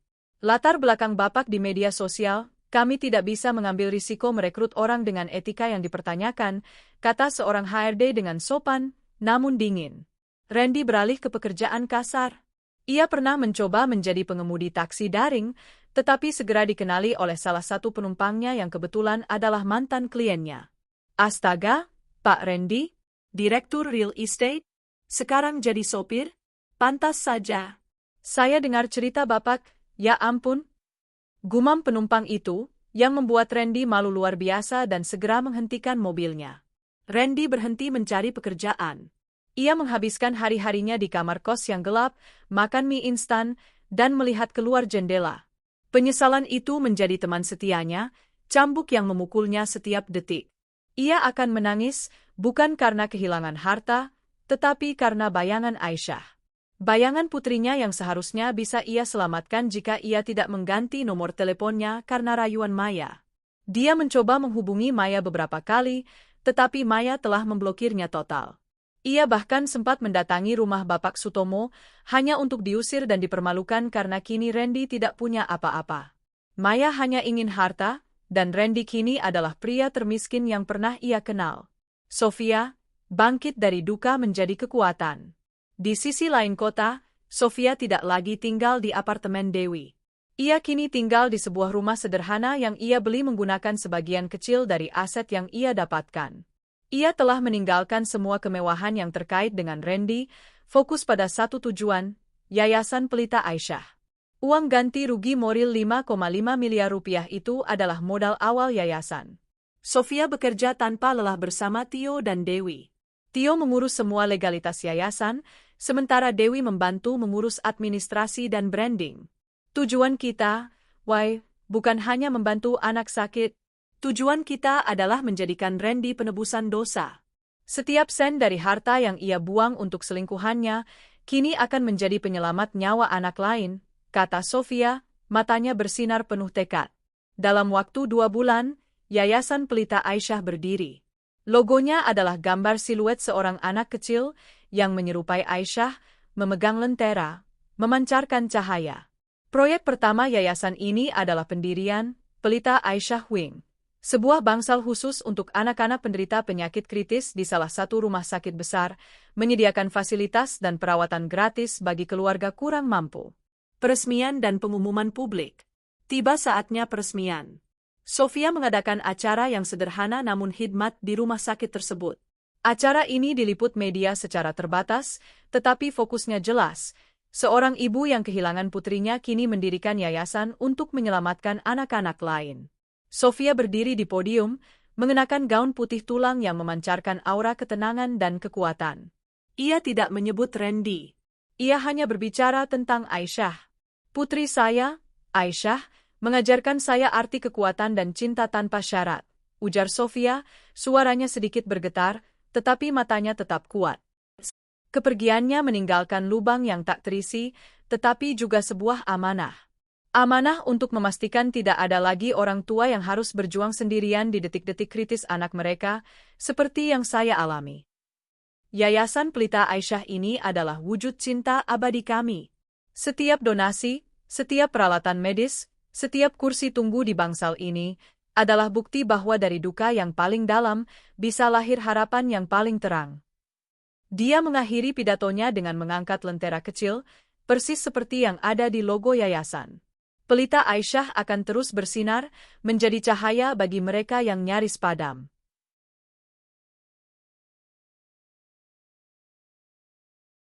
Berita tentang peresmian Yayasan Pelita Aisyah dengan cepat menyebar. Publik memuji Sofia sebagai sosok yang tangguh dan inspiratif. Randy berhadapan dengan warisannya. Randy mendengar berita itu dari televisi usang di warung makan pinggir jalan. Ia sedang makan nasi bungkus dengan lauk seadanya. Wajah Sofia di layar TV tampak elegan, penuh wibawa. Di belakangnya, plakat besar bertuliskan, Yayasan Pelita Aisyah, didirikan dari dana kompensasi ganti rugi moral atas pengabaian anak, terpampang jelas. Randy menjatuhkan sendoknya. Ia tidak lagi melihat Sofia sebagai mantan istri yang menuntut, tetapi sebagai penguasa yang memberikan hukuman abadi. Seluruh hartanya, kekayaan yang ia kumpulkan dengan susah payah dan yang ia buang untuk maya, kini telah dicap sebagai dana kompensasi atas pengabaian. Setiap kali ia mendengar nama Pelita Aisyah, ia akan diingatkan bahwa harta itu seharusnya menjadi warisan Aisyah, tetapi karena kesalahannya, harta itu kini menjadi pilar yang menopang ribuan anak lain, anak-anak yang ia selamatkan secara tidak langsung dengan uang yang ia kehilangan. 2 hari setelah peresmian, Randy memberanikan diri untuk kembali ke TPU Aisyah. Ia berjalan kaki jauh, mengenakan pakaian lusuh. Ia ingin meminta maaf, meratapi kesalahan fatalnya, dan akhirnya mendapatkan ketenangan. Namun, di gerbang pemakaman, seorang petugas keamanan, seorang bapak tua yang biasanya ramah, menghentikannya. "Maaf, Bapak? Bapak Randy, ya?" tanya petugas itu, wajahnya serius. Randy terkejut, bagaimana petugas itu bisa mengenalnya? "Iya, saya ayah Aisyah," jawab Randy dengan suara serak. "Maaf, Bapak Randy. Ada pesan dari Ibu Sofia. Beliau meminta agar Bapak tidak mengganggu ketenangan almarhumah Aisyah. Beliau mengatakan Bapak sudah kehilangan hak untuk datang ke sini sejak Bapak memilih hadir di pelaminan orang lain," ujar petugas itu dengan nada prihatin namun tegas. "Ketenangan Aisyah sudah menjadi tanggung jawab Ibu Sofia. Bapak hanya akan menambah kesedihan di sini." Randy terpaku di depan gerbang. Ia ditolak masuk ke makam putrinya sendiri. Hukuman Sofia tidak hanya mengambil hartanya, tetapi juga mengambil haknya untuk berduka dan meminta maaf. Ia dipaksa hidup dengan penyesalan, tanpa tempat untuk menyalurkan duka itu. Ia duduk di trotoar di seberang pemakaman, menatap gerbang besi yang memisahkannya dari Aisyah. Kekalahan total. Ia telah kehilangan anak, istri, harta, reputasi, dan kini, ia bahkan kehilangan hak untuk berziarah. Dunia Randy benar-benar telah menjadi titik nol, dan Yayasan Pelita Aisyah berdiri sebagai mercusuar yang menyinari kegelapan abadi penyesalannya. Hari-hari Randy berputar dalam lingkaran duka yang menyiksa. 6 bulan berlalu sejak peresmian Yayasan Pelita Aisyah, dan Randy kini benar-benar menjadi bayangan dari dirinya yang dulu. Ia kehilangan bukan hanya harta, tetapi juga identitasnya sebagai pria sukses. Ia adalah Randy, mantan direktur, mantan suami, dan yang paling pedih, mantan ayah yang gagal. Ia masih tinggal di kamar kos sempitnya. Tidak ada lagi mie instan, ia sudah beralih menjadi buruh harian lepas di sebuah pasar grosir, mengangkat karung beras dan peti sayuran. Penghasilannya kecil, cukup untuk makan dan membayar sewa. Fisiknya lelah, tetapi lelah jiwanya jauh lebih parah. Setiap pagi, saat ia melewati pusat kota dalam perjalanan menuju pasar, ia akan melihat billboard besar yang menampilkan pengumuman terbaru dari Yayasan Pelita Aisyah. Di sana, wajah Sofia, yang kini bersinar dengan aura kepemimpinan, tersenyum bangga di samping logo lentera kecil. Di bawahnya, tertulis, Pelita Aisyah, menerangi hidup anak kritis, didukung penuh dana kompensasi moral. Papan reklame itu adalah pedang bermata dua. Ia mengingatkan Randy pada Aisyah, pada cinta yang hilang, dan pada dosa besarnya. Namun, di saat yang sama, Randy tahu bahwa setiap tetes keringatnya, setiap karung yang ia angkat, tidak akan pernah bisa menebus 1 sen pun dari miliaran yang kini digunakan untuk menyelamatkan nyawa anak-anak lain, anak-anak yang beruntung memiliki ayah dan ibu di sisi mereka. Hukuman Sofia jauh lebih kejam daripada penjara. Randy dipaksa menyaksikan bagaimana kehancurannya menjadi pilar penyangga harapan bagi orang lain. Suatu sore, Randy mendapat pesanan untuk mengantarkan bahan makanan ke sebuah alamat di dekat rumah sakit Harapan Utama.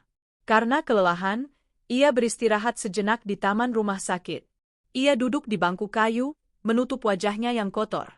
Tiba-tiba, ia mendengar suara tawa riang. Sekelompok anak-anak, dengan wajah ceria namun kepala yang botak karena kemoterapi, berlarian di halaman. Mereka dikawal oleh seorang perawat. Randy berdiri, memperhatikan. Ia melihat sebuah bangsal baru di sudut gedung, dicat dengan warna-warna cerah. Di atas pintu masuk, terpampang plakat kuningan mengilap, Bangsal Pelita Aisyah. Randy terpaku. Ia tanpa sadar berjalan mendekat. Ia melihat ke dalam jendela bangsal itu. Bangsal itu bersih, dengan tempat tidur berteknologi canggih, penuh mainan dan buku cerita. Di dinding, ada foto besar seorang gadis kecil berambut ikal yang sedang tersenyum ceria, yaitu Aisyah. Randy menempelkan dahinya ke kaca jendela yang dingin. Inilah warisan Aisyah, yang dibangun dari harga pengkhianatannya. Tiba-tiba, Randy mendengar suara lembut di sampingnya. "Permisi, Bapak mencari siapa?" Seorang wanita muda, mengenakan seragam yayasan, berdiri di sampingnya. Di pin seragamnya tertulis, Dewi, manajer operasional Yayasan Pelita Aisyah. Randy seketika sadar itu Dewi, sahabat Sofia. Ia mencoba bersembunyi di balik tudung jaket lusuhnya. "Oh, saya hanya melihat," Randy terbata. Dewi menatapnya lebih dekat, kerutan di dahinya. Butuh waktu beberapa detik, tetapi kemudian pengakuan muncul di matanya. "Randy? Randy, mantan suaminya Sofia?" Randy menunduk, mengangguk pasrah. Dewi, yang kini melihat Randy dalam keadaan menyedihkan, lusuh, kotor, dan tak berdaya, tidak menunjukkan kemenangan. Hanya ada kesedihan yang dalam dan keprihatinan yang jujur. Saya turut berduka, Randy. Atas Aisyah," kata Dewi pelan. Randy hanya bisa menangis tertahan. Apakah Sofia baik-baik saja?" "Sofia baik-baik saja. Dia kuat. Dia hidup untuk yayasan ini," jawab Dewi, nadanya tegas. "Bangsal ini adalah seluruh hidupnya. Bangsal ini menampung puluhan anak, Randy. Semua berkat dana yang kau sumbangkan. Randy tersentak oleh kata sumbangkan. Ia ingin membela diri, mengatakan bahwa ia tidak tahu, bahwa ia menyesal. Saya tahu kau menyesal, Randy, potong Dewi, membaca pikiran Randy. Tapi penyesalan tidak bisa menghidupkan Aisyah. Penyesalanmu hanya bisa menjadi bahan bakar untuk membantu orang lain. Lihatlah bangsal ini. Ini adalah cara Aisyah memaafkanmu dengan menyelamatkan anak-anak lain. Dan ini adalah cara Sofia memastikan kau tidak pernah lupa betapa besar harga dari pengabaianmu. Dewi kemudian menunjuk sebuah area bermain kecil di dalam bangsal. Kami memasang foto-foto Aisyah di setiap sudut bangsal. Setiap anak yang sembuh akan tahu bahwa yayasan ini ada karena seorang gadis kecil bernama Aisyah dan seorang ibu yang mengambil kembali semua harta yang dicuri untuk membangunnya. Randy tidak kuat lagi. Ia berbalik tanpa mengucapkan sepatah kata pun. Ia berjalan menjauh, tetapi bangsal pelita Aisyah telah meninggalkan jejak di hatinya. Harta yang ia kejar telah menjadi pahala bagi anak-anak yang tak dikenalnya, dan ia dipaksa hidup di luar pagar, menyaksikan kebaikan yang lahir dari kejahatannya. 2 bulan kemudian, di pasar grosir, Randy sedang mengangkat sekantong kentang beku. Ia bekerja di gudang pendingin, mencoba menghindari tatapan orang. Saat ia keluar dari gudang, ia menabrak seseorang. Kentang-kentang itu jatuh berserakan. Aduh, kalau jalan lihat-lihat dong, bentak suara nyaring yang terasa familiar.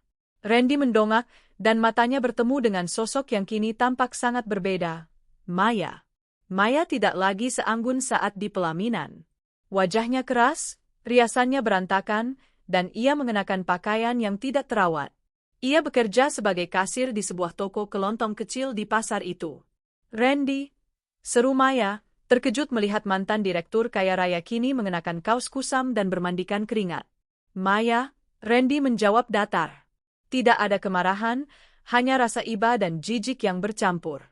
Apa yang terjadi padamu? Kau benar-benar bangkrut, tanya Maya, dengan nada menghina.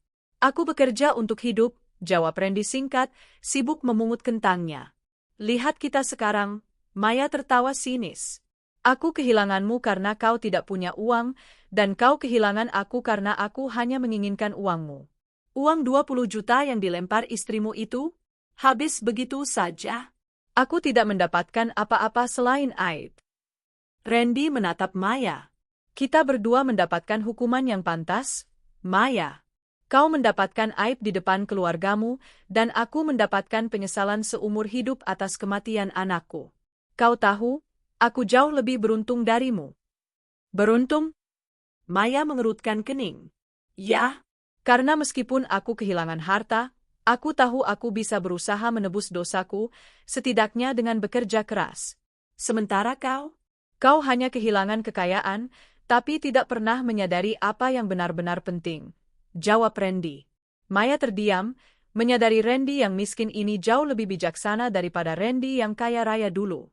Ia menyadari bahwa ia tidak hanya kehilangan uang, tetapi juga kehilangan kesempatan untuk menjadi lebih baik. Maya berbalik, meninggalkannya tanpa kata-kata perpisahan. Pertemuan singkat itu adalah pengingat terakhir bagi Randy bahwa ia telah membuat pilihan yang sangat salah. Tidak ada lagi sisa-sisa cinta atau nafsu. Yang ada hanyalah rasa syukur karena ia telah diselamatkan dari kebodohannya, meski dengan harga yang sangat mahal, nyawa Aisyah. Randy menyelesaikan pekerjaannya, tubuhnya lelah, namun hatinya terasa sedikit lebih ringan. Ia tidak lagi mencari jalan kembali ke masa lalu. Ia hanya mencari cara untuk hidup dengan penyesalan, menjadikannya energi untuk terus bergerak maju. Hukuman Sofia telah mencapai tujuannya, menghasilkan penebusan yang lambat dan menyakitkan. Waktu berdetak perlahan, penuh duka, penuh penyesalan. Sudah 1 tahun sejak Randy kehilangan putrinya dan seluruh dunianya. Ia kini adalah Randy yang baru, Randy si buruh harian lepas. Tubuhnya kurus, tangannya kasar dan penuh kapalan, dan wajahnya selalu ditutupi oleh topi usang untuk menghindari tatapan menghakimi. Randy tidak lagi berpikir tentang mengembalikan kekayaannya. Kekuatan pendorongnya kini hanyalah penebusan dosa. Ia bekerja keras, bukan untuk menjadi kaya, melainkan untuk kelelahan yang mematikan pikiran. Di pasar grosir, ia menjadi pekerja yang paling diandalkan karena ia tidak pernah mengeluh dan tidak pernah berhenti. Ia telah menerima kenyataan bahwa hidupnya kini adalah penalti abadi. Ia hidup di bawah bayangan Yayasan Pelita Aisyah, yayasan yang didirikan dari harga pengkhianatannya. Setiap proyek baru, setiap pengumuman donasi, adalah palu yang menghantam hatinya, mengingatkannya bahwa ia hanya bisa berbuat baik secara tidak langsung melalui uang yang ia buang. Suatu sore, Randy mendapat tugas untuk mengantarkan beberapa karung beras dan bahan makanan kering ke sebuah panti asuhan di pinggiran kota. Saat ia menurunkan karung berat itu, ia melihat sebuah plakat kecil di gerbang panti asuhan tersebut. Tertulis, donasi peralatan medis disediakan oleh Yayasan Pelita Aisyah. Randy tersentak. Bahkan di panti asuhan terpencil ini, bayangan Aisyah melingkupinya. Ia duduk di tangga, memandang plakat itu. Uang ganti rugi moral yang ia bayar telah bekerja dengan giat menjadi kebaikan yang tak terhingga. "Terima kasih, Mas Randy, sudah bantu angkat," kata seorang pengurus panti asuhan. "Kami sangat terbantu.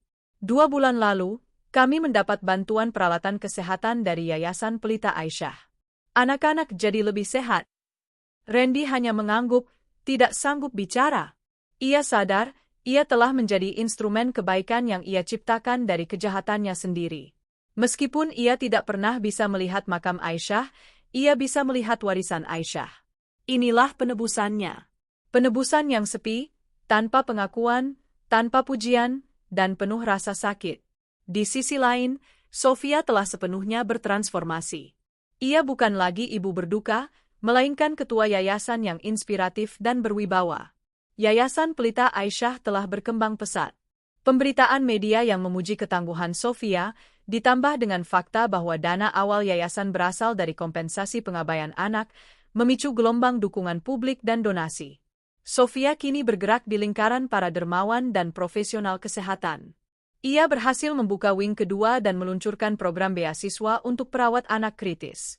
Ia menggunakan semua energi dan kecerdasannya yang dulu ia curahkan untuk Randy, kini ia curahkan untuk Aisyah. Meskipun sukses, Sofia hidup sederhana. Ia tidak menyentuh kekayaan yang tersisa dari harta gono gini untuk keperluan pribadinya. Ia membiarkan uang itu bekerja, tumbuh, dan menjadi pahala abadi bagi Aisyah. Baginya, satu-satunya kebahagiaan adalah melihat anak-anak lain sembuh. Namun, di balik kekuatan itu, ia tahu ia belum benar-benar bebas. Ia membutuhkan satu konfrontasi terakhir, bukan untuk melampiaskan amarah, tetapi untuk menutup bab hidupnya dengan Randy secara permanen. 1 tahun setelah peresmian, Yayasan Pelita Aisyah mengadakan upacara peletakan batu pertama untuk bangsal perawatan intensif anak, PICU, yang baru. Ini adalah proyek terbesar mereka, didanai penuh oleh dana yayasan dan sumbangan besar dari klien lama Randy yang terkesan dengan integritas Sofia. Di pasar grosir, Randy kembali mendapat tugas. Kali ini, ia harus mengantarkan sejumlah besar pasir dan semen curah ke area pembangunan rumah sakit harapan utama. Sore itu, Randy tiba di lokasi konstruksi. Keringat membasahi bajunya, dan debu semen menempel di wajahnya yang kuyup. Ia mulai menurunkan karung-karung itu dari truk. Tiba-tiba, ia mendengar kerumunan dan suara wartawan. Di dekatnya, di panggung kecil yang dihiasi spanduk Pelita Aisyah PICU, Sofia sedang memberikan pidato. Randy membeku. Ia tidak berani mendekat. Ia hanya bisa melihat dari kejauhan, di antara tumpukan karung semen, menonton Sofia di bawah cahaya sore yang emas. Sofia tampak bersinar, dikelilingi oleh para dokter, perawat, dan tokoh masyarakat. Ia adalah simbol keberanian dan penebusan. Saat Randy sedang memanggul karung terakhir, ia berjalan mundur dan menabrak seseorang. Maafkan saya," Randy bergumam, segera berbalik. Di depannya berdiri Sofia. Ia baru saja turun dari panggung dan sedang berjalan menuju mobilnya, ditemani oleh Dewi dan Tio. Ia mengenakan setelan jas putih yang kontras dengan pakaian Randy yang penuh debu dan keringat. Dewi dan Tio segera bereaksi, melangkah maju untuk menghalangi Randy. "Randy," menjelah. "Jangan berani-berani mendekati Sofia," tegur Dewi tajam. Randy mengabaikan mereka. Matanya terkunci pada Sofia. Randy tidak lagi menunjukkan amarah, tidak ada kebencian, hanya kepasrahan dan kesedihan yang tak terhingga. Aku hanya ingin minta maaf, kata Randy, suaranya serak dan nyaris tak terdengar. Ia tidak meminta kembalinya, tidak meminta uang, hanya maaf. Sofia mengisyaratkan kepada Dewi dan Tio untuk mundur. Ia menatap Randy, tatapannya tidak lagi dingin membeku seperti di ruang sidang, tetapi penuh dengan kelelahan emosional yang final. Maaf? Kau datang untuk apa, Randy? Uang sudah kuterima, perceraian sudah selesai, dan kau sudah kehilangan segalanya, tanya Sofia. Randy menunduk, menunjuk ke arah panggung peresmian di belakang mereka. Aku melihatnya, Sofia. Yayasan itu, Aisyah. Aku tahu kau tidak akan pernah memaafkanku. Aku tahu aku tidak pantas masuk ke makamnya. Tapi aku hanya ingin kau tahu. Aku hidup setiap hari dengan penyesalan itu. Setiap kali aku mengangkat karung, setiap kali aku melihat berita yayasan itu, aku tahu, itu adalah hukuman seumur hidupku. Randy mengangkat tangannya yang kasar, penuh luka kecil. Aku tidak punya apa-apa lagi untuk ditawarkan. Tidak ada harta, tidak ada reputasi. Hanya penyesalan. Aku hanya memohon, tolong katakan pada Aisyah, jika kau bisa katakan padanya ayah menyesal. Katakan padanya ayah mencintainya. Air mata mengalir di wajah Randy, mencuci debu semen, meninggalkan jejak kotor di pipinya. Itu adalah permintaan yang jujur, tanpa pamrih, tanpa harapan. Sofia menatapnya lama. Ia melihat bayangan pria yang pernah ia cintai, kini hancur berkeping-keping. Ia tidak lagi merasakan kepuasan dendam. Hanya ada kekosongan karena duka Aisyah tidak akan pernah terobati, bahkan oleh kehancuran Randy. Dengarkan aku, Randy, kata Sofia, suaranya rendah dan mantap, suara seorang wanita yang akhirnya menemukan kedamaiannya. Aku tidak bisa menyampaikan maafmu pada Aisyah. Itu urusanmu dan putri kita. Tapi kau sudah dihukum. Harta yang kau buang, kini menjadi berkah untuk anak-anak lain. Itulah cara Aisyah membalas dengan memaksa kebaikan lahir dari kejahatanmu. Sofia menarik napas dalam. Penyesalanmu, Randy, adalah warisan terburukmu. Dan pelita Aisyah adalah warisan terbaikmu. Kau tidak perlu datang ke sini lagi. Jangan ganggu aku. Jangan ganggu Dewi atau Tio. Tugasmu sudah selesai. Sofia mengakhiri kalimatnya dengan tatapan yang penuh finalitas. Tatapan yang mengatakan, kau tidak lagi penting. Kau sudah mati dalam hidupku. Ia berbalik, tanpa menunggu jawaban Randy, dan melangkah menuju mobilnya. Tio dan Dewi mengikutinya, meninggalkan Randy sendirian di antara karung-karung semen, di bawah bayangan lentera yayasan pelita Aisyah yang bersinar penuh harapan. Randy tidak bergerak. Ia tahu, itulah perpisahan terakhir. Ia telah membayar. Ia telah dihukum. Ia kini bebas, tetapi kebebasannya adalah hidup yang harus ia jalani sendiri, dengan penyesalan abadi sebagai satu-satunya teman. Ia tersenyum tipis, senyum yang pahit namun tulus. Akhirnya, ia bisa mulai menjalani hidup, bukan lagi untuk mendapatkan kembali hartanya, tetapi untuk menerima penebusannya. 5 tahun telah berlalu sejak perpisahan Randy dan Sofia di lokasi konstruksi picu pelita Aisyah. 5 tahun yang dipenuhi oleh pertumbuhan yayasan pelita Aisyah dan penebusan dosa Randy yang sunyi dan tanpa akhir. Sofia tidak pernah melihat Randy lagi sejak hari itu. Ia tidak mencari tahu.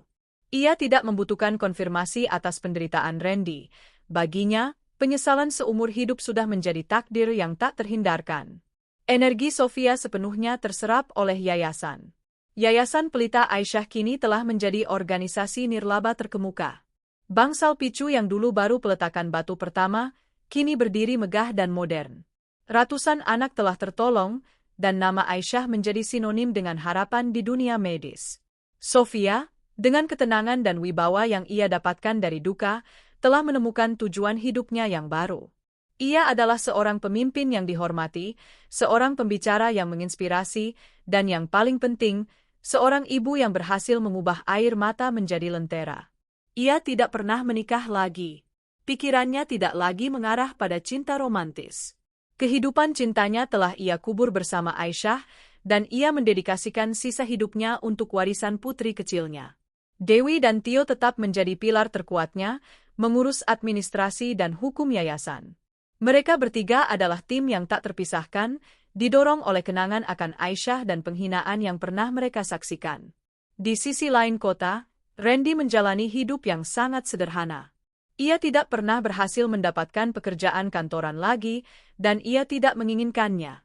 Ia tetap menjadi buruh harian, dengan bangga mengenakan kaos lusuh dan tangannya yang kasar. Namun, Randy menemukan cara penebusan kecilnya sendiri. Di luar pekerjaannya, ia menjadi sukarelawan tanpa nama di beberapa panti asuhan dan rumah sakit kecil. Ia tidak mengenakan seragam yayasan, ia hanya menawarkan tenaganya, membersihkan, membantu memindahkan pasien, atau sekadar mendengarkan cerita anak-anak. Ia menyalurkan keahliannya yang dulu sebagai direktur dengan membantu para pengurus panti asuhan menyusun proposal dan mengatur keuangan mereka. Ia melakukan ini secara anonim, tanpa meminta imbalan, dan seringkali menyumbangkan sebagian kecil upahnya. Suatu hari, Randy sedang membersihkan taman di panti asuhan Kasih Bunda. Ia melihat seorang ibu muda menangis di bangku taman. Ia mendekat perlahan. "Ada yang bisa saya bantu, Bu?" tanya Randy lembut. Ibu itu, yang bernama Rina, menceritakan bahwa putranya menderita penyakit jantung bawaan dan mereka kehabisan biaya untuk operasi. Mereka bilang, ada satu yayasan yang sangat membantu di rumah sakit besar itu. Namanya Yayasan Pelita Aisyah. Tapi saya takut tidak bisa menjangkaunya, isak Rina. Randy mendengarkan. Ia tahu persis yayasan itu. Ia menarik napas. "Jangan takut, Bu. Saya tahu tentang yayasan itu," kata Randy. Ia kemudian menjelaskan langkah demi langkah prosedur pendaftaran dengan detail, memandu Rina mengisi formulir yang rumit, dan meyakinkannya bahwa yayasan itu memang tulus membantu. Rina berhasil membawa putranya ke Bangsal Pelita Aisyah. Seminggu kemudian, Randy menerima pesan singkat dari Rina. "Terima kasih, Pak. Anak saya sudah dioperasi dan berhasil. Ia dirawat di Bangsal Pelita Aisyah. Berkat Bapak, anak saya selamat. Bapak Randy adalah malaikat." Randy menangis, membiarkan air matanya mengalir. Ia tidak perlu dipuji, ia tidak perlu diakui. Kenyataan bahwa ia membantu seseorang untuk mendapatkan pertolongan dari warisan putrinya sendiri sudah menjadi penebusan yang tak ternilai harganya. Ia telah menunaikan janjinya kepada Aisyah, meskipun secara tidak langsung. 7 tahun setelah kematian Aisyah, Randy memberanikan diri. Ia tahu Sofia pasti sudah melonggarkan peraturannya. Ia harus mencoba sekali lagi. Ia berjalan menuju TPU dengan bunga sedap malam di tangan.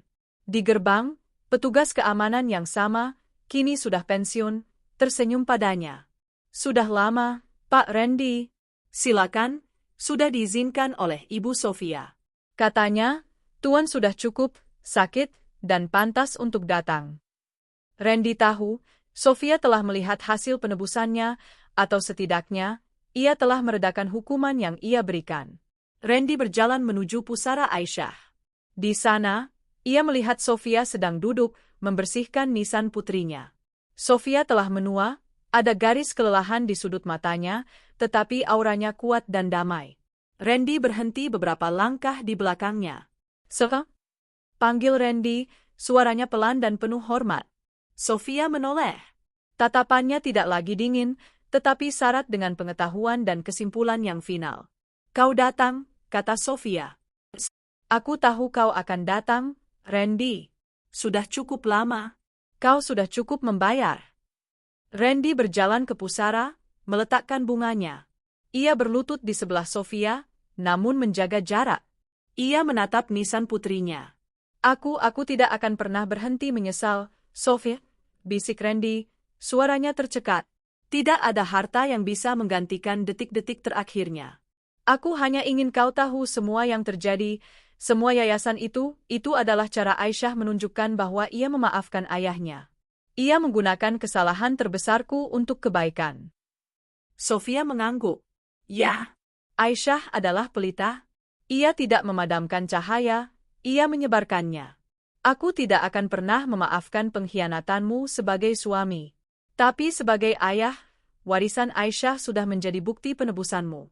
Hukuman seumur hidup yang kuberikan telah mengubahmu menjadi instrumen kebaikan yang tak kau sadari." Mereka duduk berdua di sana, di samping pusara Aisyah, untuk pertama dan terakhir kalinya sebagai mantan suami istri. Tidak ada lagi cinta, tidak ada lagi kebencian, hanya ada ikatan abadi melalui duka dan warisan putri mereka. Setelah keheningan yang panjang, Sofia berdiri. Aku harus pergi.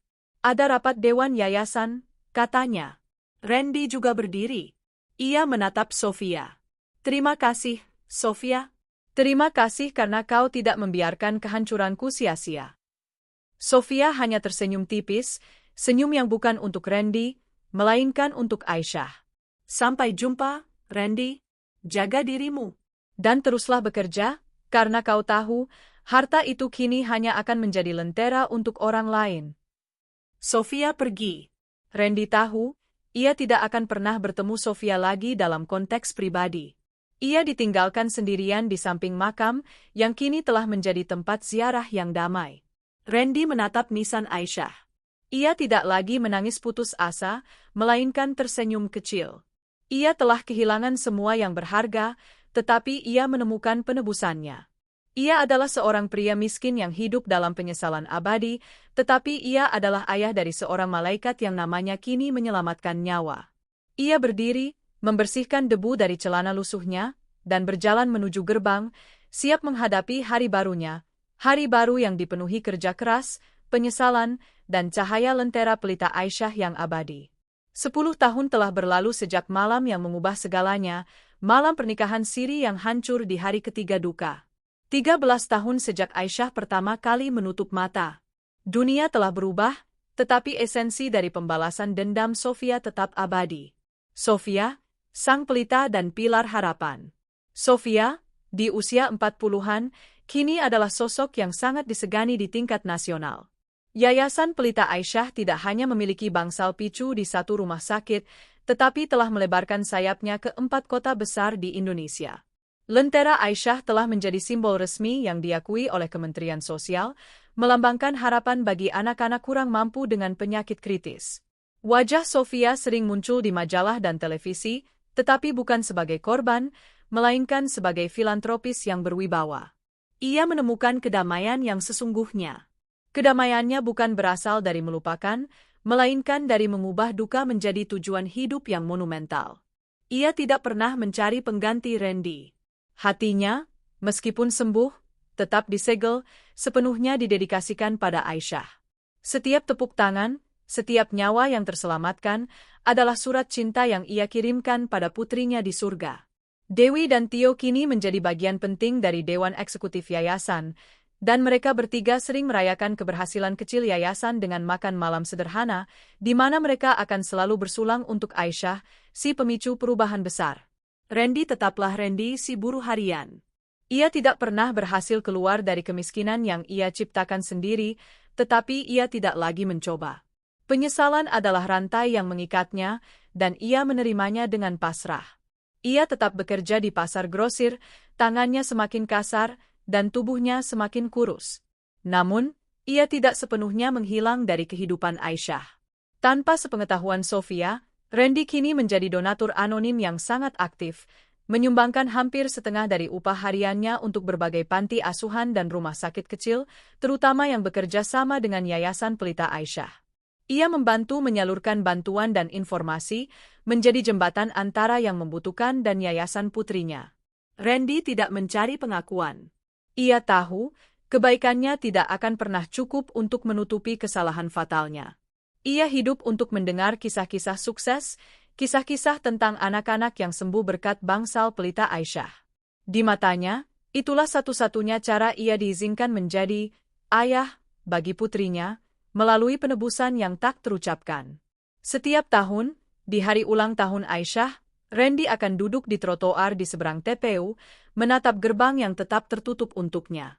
Ia tersenyum tipis, mengetahui bahwa meskipun ia tidak bisa melihat makam Aisyah, nama putrinya kini terukir di gedung-gedung besar, di hati banyak orang, dan yang terpenting, di atas tumpukan kekayaannya yang telah diubah menjadi lentera abadi.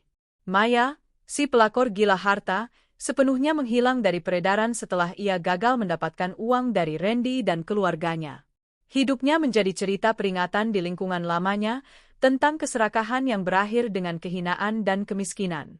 Kisah Randy dan Sofia adalah bukti bahwa keadilan tidak selalu berbentuk penjara. Bagi Randy, hukuman seumur hidup adalah kesadaran pahit bahwa semua yang ia abaikan telah direbut kembali dan diubah menjadi sesuatu yang mulia, menjadikannya penebusan yang harus ia saksikan setiap hari. Sofia telah memenangkan segalanya.